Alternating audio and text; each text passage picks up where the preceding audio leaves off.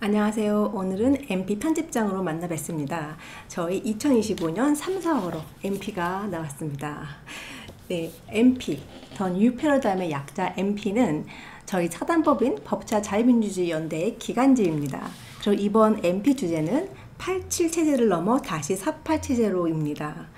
네, 윤석열 대통령이 헌재 최종 변론에서 87 체제 수정을 언급했는데 그 부정선거로 국회를 장악한 민주당의 패악질에 국회 예산권이 없는 대통령이 할 수 있는 게 개헌밖에 없었다는 걸 이번에 확실히 좀 보여주었죠. 우리는 다시 이승만 대통령이 자유민주주의에 입각한 통일을 고려하여 만드신 48년 헌법이 제대로 살아있는 이 48년 체제로 돌아가야 한다는 의미를 담은 주제입니다. 네, 목차를 간단히 소개해드리겠습니다.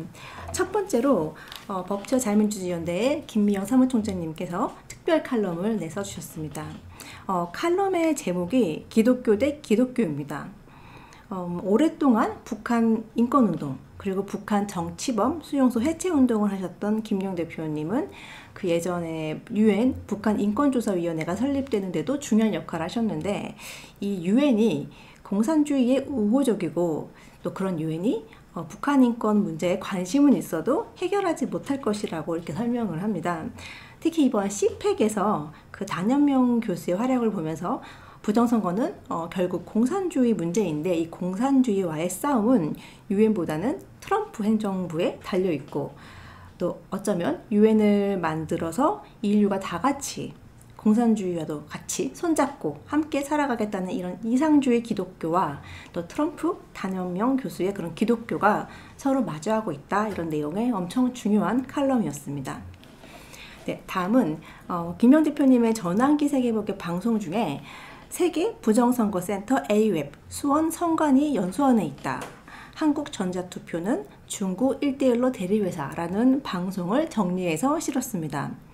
그 스카이데일리의 중국인 해커 성관이 연수원 체포 보도 이후에 그 세계 선거기관 협의회 AWEB의 실체가 드러났는데요. 결국 한국중앙선관위가 AWEB을 통해서 중국의 1대1로에 해당하는 국가의 이 부정선거 시스템을 제공하게 된 그 일련의 과정을 소개했습니다. 1시간 40분이 넘는 방송이고 굉장히 중요한 방송인데 저희가 핵심만 뽑아서 글로 정리했습니다. 다음은 중국이 한국 자동차 시장을 심각하게 잠식하고 있는 현실을 고발하는 칼럼을 실었습니다. 저희 법치와 자유민주주의연대의 칼럼니스트이자 또 자동차 전문가이신 분께서 써주신 글인데요. 내용이 정말 충격적입니다. 그 중국의 토종 전기차 브랜드 그 비아디의 커넥티드 카가 자율주행차가 국내 소비자의 개인 정보뿐만 아니라 그 국내 민감한 정보까지 텐센트에 무방비로 노출되는 그런 수단이 될 상황이 놓여 있는데 우리 정부는 여전히 별다른 대책도 마련하지 못하고 있고요. 특히 이 비아디가 한국 렌터카 시장을 잠식하려고 준비하고 있고 또 사실 이미 중국 자본으로 의심이 되는 그 글로벌 사모펀드 인피니티가 국내 렌터카 시장 1, 2위인 롯데렌터카와 SK렌터카를 인수해서 렌터카 시장을 이미 잠식했다는 엄청난 그런 소식입니다.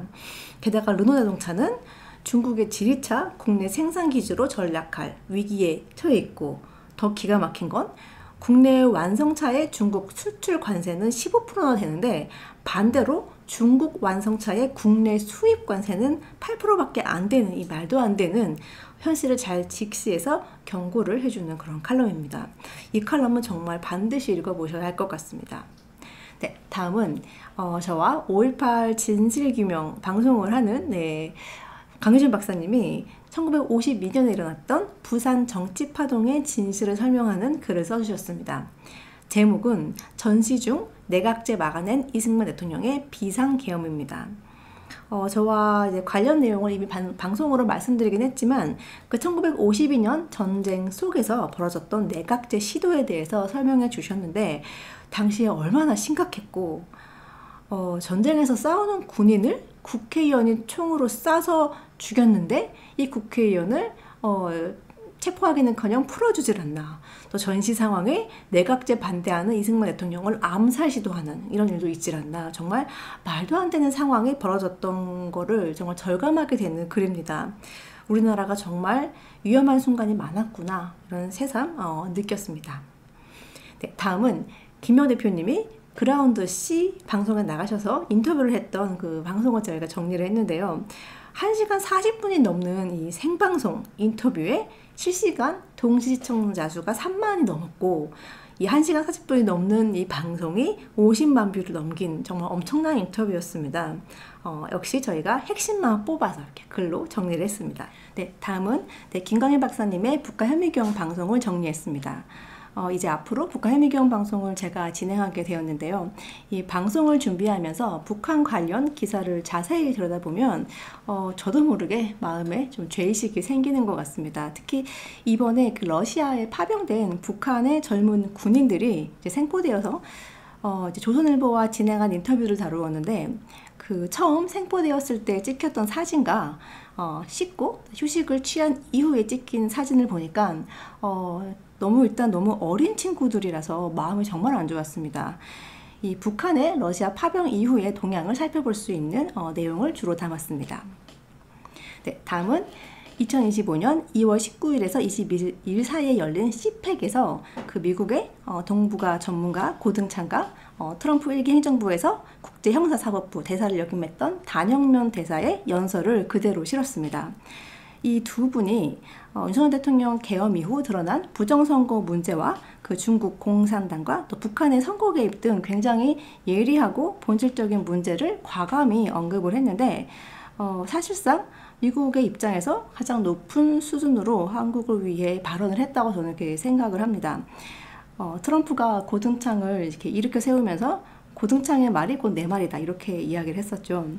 네, 그래서 저희 이 두 분의 연설을 그대로 실었습니다. 네, 마지막으로 이번 편집실에서는 윤석열 대통령의 비상계엄은 87 체제를 점검한 투시경이라는 제목으로 글을 실었습니다. 제가 마지막에 1948년 체제의 정통성을 이어갈 새로운 세대의 등장에 눈물이 났다라고 썼는데, 네, 이들의 등장이 요즘 저희를 가장 행복하게 하는 것 같습니다. 네, 저희 MP 많은 분들이 보실 수 있도록 주변에서 홍보해 주시고 알려주시면 감사하겠습니다.